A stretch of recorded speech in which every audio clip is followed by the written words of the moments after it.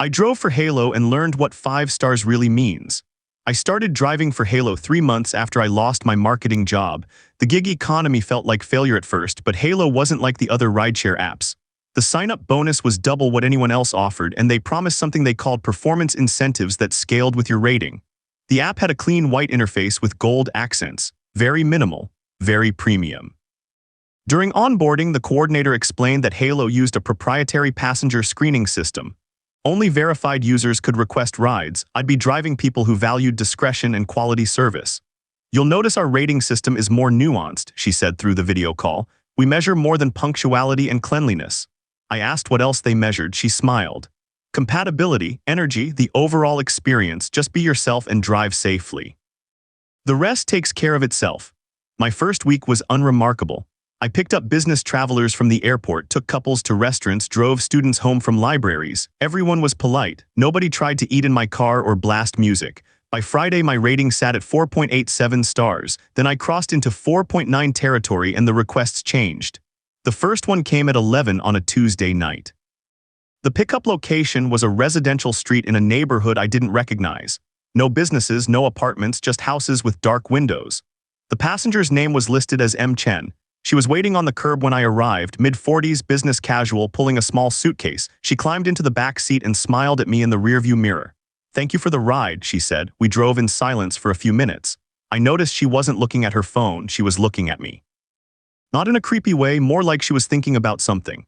"You have kind eyes," she said finally. "That's rare." I thanked her and asked if she was traveling for work. "Something like that," she paused. "Can I ask you a question? Do you believe people get what they deserve?" The question caught me off guard. I gave some noncommittal answer about karma and trying to do right by others. She nodded slowly. "You really think that? I can tell." When we arrived at her hotel, she tipped me $50 in cash. The app notification came as I pulled away. "M. Chen has rated you 5 stars. Your rating is now 4.91. The comment she left wasn't visible to me, but I could see the category scores. Punctuality 5 stars, vehicle condition 5 stars, and then a third category I hadn't seen before, essence 5 stars. I tried to look up what essence meant in the driver help section. The app just said it was part of Halo's enhanced experience metrics. The requests kept coming after that, always late at night, always passengers with single initials for names. They'd sit quietly in my back seat and study me like I was a painting they were trying to understand. Sometimes they'd ask strange questions, whether I'd ever stolen anything, whether I believed in second chances, what I'd do if I could change one thing about my past. I started answering honestly without thinking too much about it. Something about the darkness and the hum of the road made it easy to talk. They never seemed to judge. They just listened with this intense focus, then thanked me and left 5-star ratings. My overall score climbed 4.95, 497, 4.98. The performance incentives kicked in at 4.95. Halo deposited a bonus into my account, $2,000. The notification said I'd qualified for premium driver status. I'd now have access to elevated requests. The elevated requests appeared in a separate tab in the app. The fares were triple the normal rate. Minimum trip time was 30 minutes even if the destination was 5 minutes away. The pickup locations were never specific addresses, just GPS coordinates. I accepted my first elevated request on a Thursday night. The coordinates led me to a park I'd never heard of. There was a parking area with a single lamppost. A man stood underneath it, hands in his coat pockets.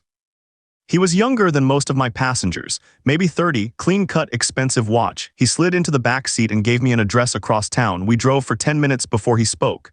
"They told me you're at 4.98, he said. I confirmed that was my rating. "That's impressive. Do you know how few drivers reach that level?" I admitted I didn't. "Less than 1%. He leaned forward slightly. "Can I tell you something? I used to be a 2.3 2 years ago. Before I started using Halo as a passenger." I wasn't sure what he meant. I didn't know passengers could see their own ratings. "Oh yes," he said, reading my confusion. "We're rated 2 every ride. Halo measures us the same way it measures you, punctuality, courtesy, essence." He said that last word like it had weight. "I was a 2.3 because I was a piece of shit," he continued, voice matter of fact. "Cheated on my wife, embezzled from my employer. Cut people off in traffic and felt good about it. Then Halo sent me a notification, said my score was affecting my ride availability, said I needed improvement or I'd be removed from the platform. I asked how someone improves that kind of score. "You change," he said simply. "Actually change. Halo knows the difference. That's what essence measures. It's not about what you say or how you act. It's about what you are underneath." When I dropped him off, he turned to me before getting out. You're close to 5 stars. When you get there, you'll understand what this really is, what we're all building toward. He left me a $100 tip and a 5-star rating. My score hit 4.99 the next week. The app interface changed. The gold accents turned white and a new section appeared, threshold achievement pending. A single ride would tip me over into perfect score territory. I felt excited and anxious in a way I couldn't explain. The request came at 2 in the morning on a Sunday. Another GPS coordinate. This time it led to a church parking lot in the oldest part of the city. A woman waited by the entrance. She wore a simple gray dress and carried nothing. She climbed in without a word. The destination was already set, the same park where I'd picked up the young businessman. The 30-minute minimum fare had become a 2-hour minimum. The payout was $1,500. We drove in silence for a long time. I kept glancing at her in the mirror. She sat with her hands folded in her lap, eyes closed. I thought she might be sleeping, but then she spoke. "You've been kind to everyone," she said softly. "Even the ones who tested you, I didn't understand. The man who left trash in your car deliberately, the woman who asked you to break traffic laws, the teenager who pretended to be sick to see if you'd still charge full fare." She opened her eyes and looked directly at me. "All tests. You passed them without knowing you were being tested. That's the point."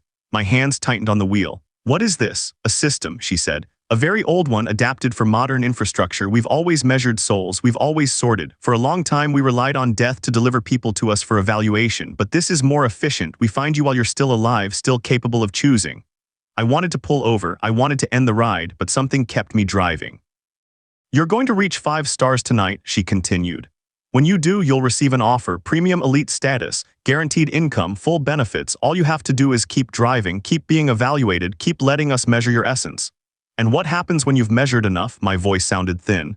"We collect," she said simply. "The rides continue until the destination changes, until the app tells you to take someone somewhere they weren't expecting to go, somewhere they've earned."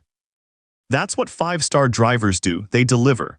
We pulled into the park. She didn't move to get out. "You have a choice," she said. "Accept the offer and become what you're becoming, or delete the app tonight and forget this conversation. Your rating will disappear. You'll go back to being unmeasured.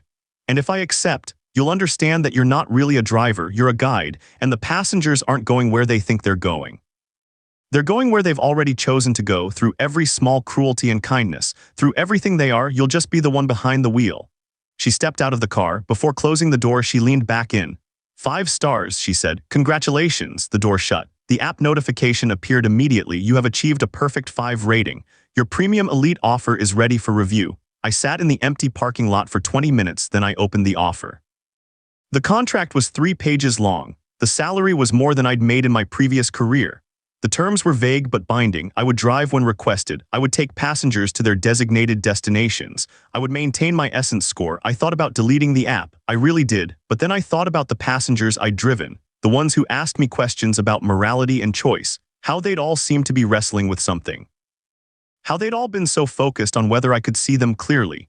They were being evaluated too. We all were. I signed the contract. The app hasn't given me any different destinations yet. My passengers still go to hotels and houses and airports. But sometimes I catch them looking at me in the rearview mirror with something like relief or dread, and I wonder if they know what's coming, if they can feel the weight of their own choices accumulating like miles on an odometer. I just keep driving.